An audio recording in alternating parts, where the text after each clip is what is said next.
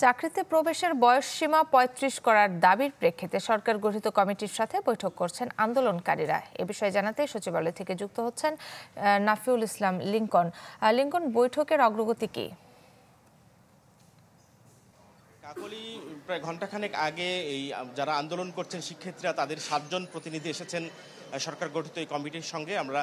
তারা মিটিং করছেন এবং এই কমিটির যিনি সভাপতি বা আহ্বায়ক, তিনি আব্দুল মুঈদ চৌধুরী, উনি সাবেক আমলা এবং সদস্য সচিব রয়েছেন জনপ্রশাসনের বর্তমান সচিব, এবং সহ আরও বেশ কয়েকজনকে এই কমিটির অন্তর্ভুক্ত করা হয়েছে। এবং জানি গত ৩০ তারিখে প্রধান উপদেষ্টার বাসভবনের সামনে যখন শিক্ষার্থীরা আন্দোলন করে, তাদেরকে কিন্তু ছত্রভঙ্গ করে দেয়া হয় এবং সেদিনেই, অর্থাৎ দুদিন আগেই কিন্তু এই কমিটিটি করা হয়েছে এবং ৭ কার্য দিবসের মধ্যে এই কমিটি সরকারকে সবকিছু মূল্যায়ন করে একটি সুপারিশ করবেন এবং সেই সুপারিশের আলোকে সরকার কিন্তু সিদ্ধান্ত নেবেন যে এই শিক্ষার্থীরাদের দীর্ঘদিন ধরে আন্দোলন চালিয়ে আসছে সরকারি চাকরিতে প্রবেশের বয়সসীমা নিয়ে, সেটি আসলে কতটা যৌক্তিক বা এই বর্তমান প্রেক্ষাপটে তাদের এই দাবিটি মেনে নেওয়া যায় কি না, সেই বিষয়গুলো সুপারিশ করবেন এই কমিটি।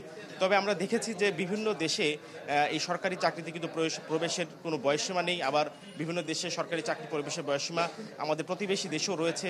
সেখানে কিন্তু যারা সরকারি বিসিএসসির মতন যারা আমাদের দেশে রয়েছেন, তাদের কিন্তু ৩৯ এবং কোনো ক্ষেত্রে এটি ৩৬ পর্যন্ত আছে। তবে আমাদের প্রেক্ষাপটে, বাংলাদেশের প্রেক্ষাপটে, যেখানে বেকারত্বের সংখ্যা অনেক বেশি, যেখানে অনেক কর্মসংস্থানের সুযোগ কম, সেখানে এই দাবিটি কতটা যৌক্তিক, সেই যৌক্তিকতা কিন্তু বিবেচনা করবে আজকের যারা কমিটিতে বসেছেন এবং এই সরকার নির্ধারিত যে কমিটি রয়েছে তারা কিন্তু সুপারিশ করবেন।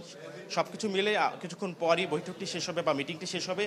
সেখানে আমরা কমিটির প্রধান যিনি রয়েছেন এবং জনপ্রশাসন সচিব রয়েছেন, তাদের কাছে আমরা তাদের সিদ্ধান্তগুলো জানতে চাইব। কাকলি। লিংকন, আপনাকে ধন্যবাদ। দর্শক, সচিবালয় থেকে সরাসরি যুক্ত ছিলেন সহকর্মী নাফিউল ইসলাম লিংকন।